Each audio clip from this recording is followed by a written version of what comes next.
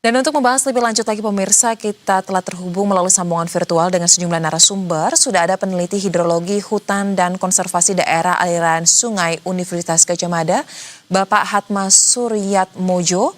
Kemudian juga telah bergabung Ketua Task Force atau Gugus Tugas Penanggulangan Bencana Badan Riset dan Inovasi Nasional atau BRIN, Bapak Joko Widodo. Halo, selamat petang Bapak-Bapak. Selamat petang, Mbak Susa. Baik. Selamat petang, Mbak Susa. Baik, terima kasih telah bergabung bersama kami di Berita Satu Utama. Namun sebelum kita memulai dialog, Bapak-Bapak, kami mengajak Anda dan juga pemirsa untuk sama-sama kita lihat terlebih dahulu bagaimana kondisi terkini di salah satu titik di Pulau Sumatera, tepatnya di pantai yang ada di Padang, untuk melihat bagaimana terkait dengan kondisi pantai yang disebut dipenuhi oleh kayu gelondongan. Sudah ada rekan kami, Delvi Neski di sana. Selamat petang, Delvi. Bisa Anda gambarkan bagaimana kondisi pantai Padang yang dipenuhi dengan kayu gelondongan? Silakan. Ya, selamat sore, Zoza. Saat ini saya berada di tepi pantai Kota Padang, tepatnya di belakang air tawar, yang dimana pantai ini adalah tempat lokasi wisata yang berada di Kota Padang. Nah, saat ini pemandangan yang terjadi di Pantai Padang ini sangat buruk sekali. Ribuan, saya ulangi, ribuan kayu gelondongan ini menyisiri banyak di tepi pantai yang berada di belakang air tawar ini. Salah satunya di belakang saya ini, kayu-kayu yang sangat besar yang dibawa oleh banjir bandang yang terjadi di Kecamatan Pauh dan Koto Tangah. Di belakang saya ini kayu-kayu yang sangat besar. Ini besarnya ini ada yang sebesar mobil, ada juga yang kecil, ada yang lebih besar daripada besarnya mobil, Soza. Saat ini banyak sekali kayu-kayu ini berada di tepi pantai ini dan sangat merusak. Ini sangat mengganggu nelayan yang berada di sekitar pantai ini, Soza. Salah satunya nelayan yang saya wawancarai tadi sangat terganggu dengan kayu-kayu besar ini karena tidak bisa dapat lagi pergi mencari ikan. Begitu, Zoza. Baik, lantas rekan Delvi, apakah dengan kondisi ribuan kayu gelondongan yang memenuhi pantai tersebut dan menyusahkan para nelayan, sudah ada tindak lanjut dari pemerintah untuk dapat mengatasi tumpukan tersebut, dan apakah memungkinkan untuk Anda memperlihatkan kepada pemirsa juga dengan lebih dekat kepada salah satu mungkin melihat fisik dari kayu gelondongan yang ada di sana? Ya, Soza, saat tadi siang itu Dinas Kebersihan sudah melakukan pembersihan di lokasi yang berada di tepi pantai ini. Sudah mulai dilakukan pembersihan. Nah, mungkin saya bisa melihatkan salah satu di antaranya kayu-kayu gelondongan yang dibawa arus banjir bandang ini. Bisa kita lihat seperti ini. Sangat besar sekali, Soza. Ini kalau dilihat dibanding kayu ini,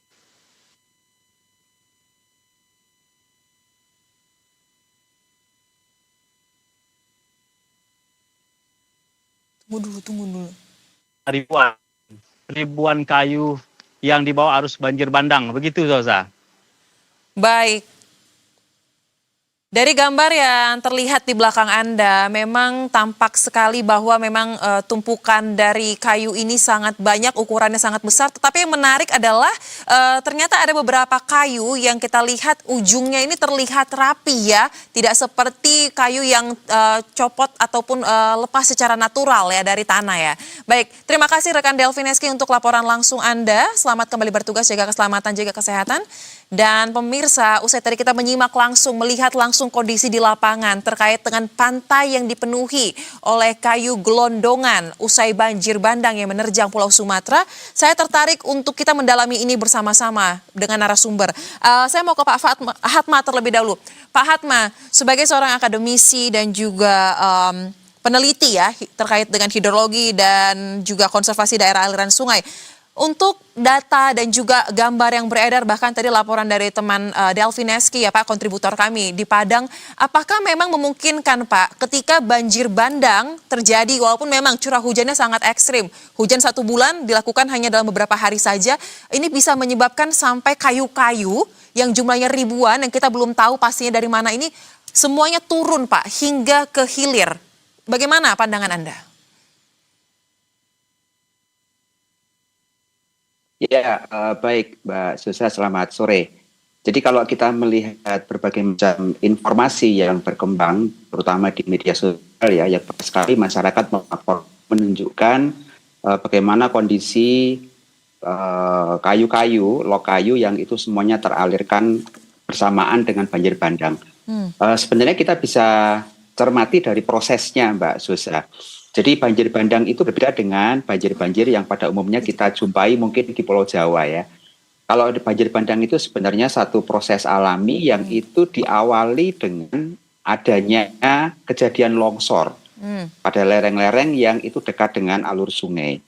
Nah, karena hujan itu mungkin ekstrim ya, sehingga kawasan hutan itu memiliki kapasitas daya dukung dan daya tampung untuk mengendalikan daur air, sehingga dia ketika hujannya melebihi kapasitas kemampuan untuk mengendalikan, maka terjadilah berbagai macam proses hidrologi termasuk diantaranya longsor. Nah, longsoran ini kalau itu terjadi di kawasan bervegetasi atau dalam hal ini kawasan hutan, maka tentunya akan mengangkut juga kayu-kayu yang tadinya tegak ada di situ maupun kayu rebah.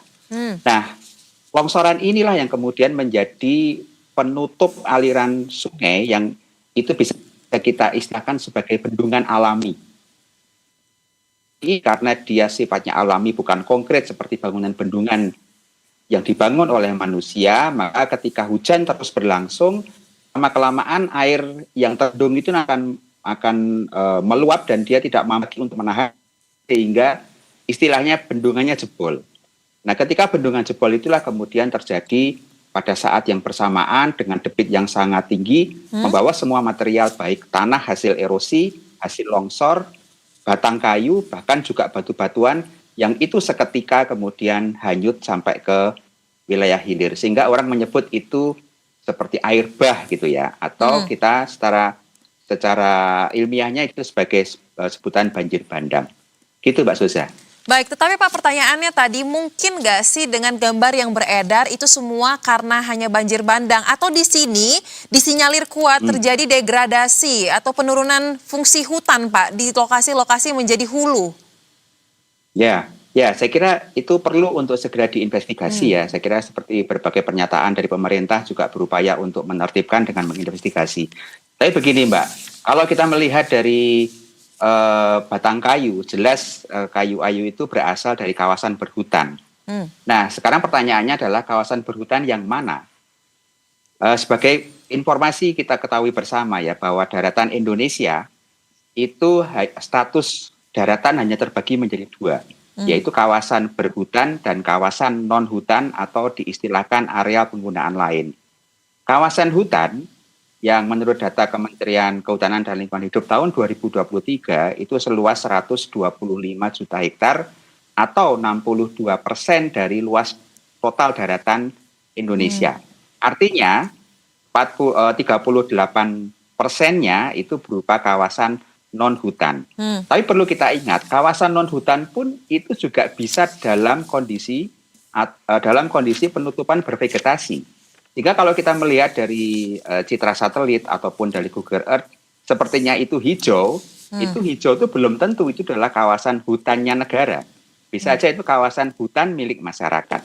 Nah, sehingga kalau kita melihat tadi jejak banjir berupa batang-batang kayu yang hanyut sampai ke muara, itu kita perlu investigasi. Itu sebenarnya berasal dari mana? Baik. Apakah berasal dari kawasan hutan yang statusnya milik masyarakat atau kawasan hutan yang statusnya milik negara? Gitu Mbak Suza. Baik, jadi untuk memperjelas terkait dengan dari mana sebenarnya kayu yang jumlahnya ribuan dan ukurannya sangat besar ini perlu investigasi ya. Memang ini menjadi salah satu kunci ya Pak ya.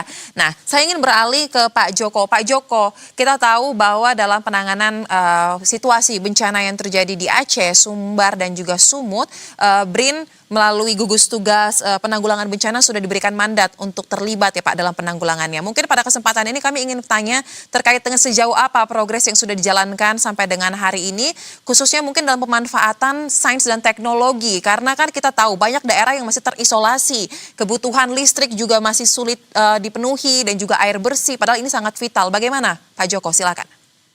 Baik, terima kasih Mbak Susa. Pertama kali yang kami lakukan adalah kami menggunakan teknologi penginderaan jauh Mbak Susa untuk dapat memantau area-area yang tidak terjangkau, dan memang pada faktanya kan sekarang banyak area yang jalurnya putus ya. Dengan data penginderaan jauh kami bisa melihat area-area mana yang terdampak, dan pada tahap awal sebenarnya kami di BRIN ini kan kami bagian dari unit reaksi cepat dari global juga ya, dari UN, di bawah UN Spider. Kami menyalakan semacam tanda bahaya gitu kepada negara-negara sahabat, dan mereka juga sudah mengirimkan data-data. Nah, dari analisis kami yang kami lakukan dengan data radar, memang cukup parah Mbak Sosa. Jadi banyak area seperti daerah Aceh Utara yang tadi sempat diberitakan di berita satu itu juga, dan Lok Sumawe merupakan area yang mungkin paling besar terdampak di Aceh ya. Baik. Kemudian selain itu kami juga melakukan kegiatan lain seperti melakukan teknologi yang sudah dimiliki oleh BRIN ya. Di antaranya kami menyiapkan teknologi air siap minum ya untuk membantu masyarakat, karena saat ini sebenarnya kebutuhan air menjadi kebutuhan yang mendesak, dan kami juga akan melakukan semacam survei dan pemetaan di lapangan menggunakan teknologi yang kami miliki. Baik. Dan tujuannya sebenarnya adalah untuk mitigasi ke depan ya. Karena untuk tanggap darurat tentu saja ini menjadi tugas teman-teman BNPB, dan tugas kami dari BRIN mensupport BNPB, dan kami melakukan mitigasi terutama untuk macam policy brief untuk ke depan seperti apa. Baik, nah kemudian karena ada penggunaan sains dan teknologi ya Pak ya dalam penanganan bencana ini, menarik untuk kulik lagi apakah data radar atau data penginderaan jauh seperti yang Bapak katakan tadi untuk memetakan wilayah terdampak dan juga membantu kerja dari tim gabungan, apakah data ini juga bisa melihat Pak terkait dengan wilayah hutan, yang kadang kita topiknya membahas terkait dengan kayu gelondongan ini Pak ya, wilayah hutan yang memang disinyalir menjadi awal mula titik keberadaan dari pohon-pohon ini Pak, yang kayunya mengalir sampai ke hulu, karena kan mungkin bisa terlihat nih mana yang lebih botak atau lebih warnanya berbeda dengan wilayah yang masih hijau, bagaimana? Ya, dengan data penginderaan jauh tentu saja kami bisa melihat semua dari atas Mbak. Apalagi dengan data radar ya, data radar kan dapat menembus awan, sangat efektif untuk memantau permukaan bumi. Tetapi memang fokus kami pada saat ini adalah kami lebih memantau daerah-daerah mana yang terdampak untuk membantu kegiatan tanggap darurat. Adapun untuk kegiatan mitigasi kami akan lakukan kemudian, meskipun hari ini sebenarnya kami juga sudah menghidupkan satu tim khusus lagi yang tugasnya adalah melakukan analisis terkait deforestasi yang terjadi dengan menggunakan data citra radar maupun citra satelit resolusi tinggi yang sudah kami terima. Baik, mungkin boleh disampaikan Pak terkait dengan wilayahnya, mungkin 3 lah, karena kan ada 3 daerah yang paling parah Pak dari citra radar atau citra satelit ini yang indikasi deforestasinya ini menjadi salah satu penyebab mengapa banjir bandang dan longsor yang begitu masif menyebabkan banyak kayu, ribuan kayu hingga ke hulu.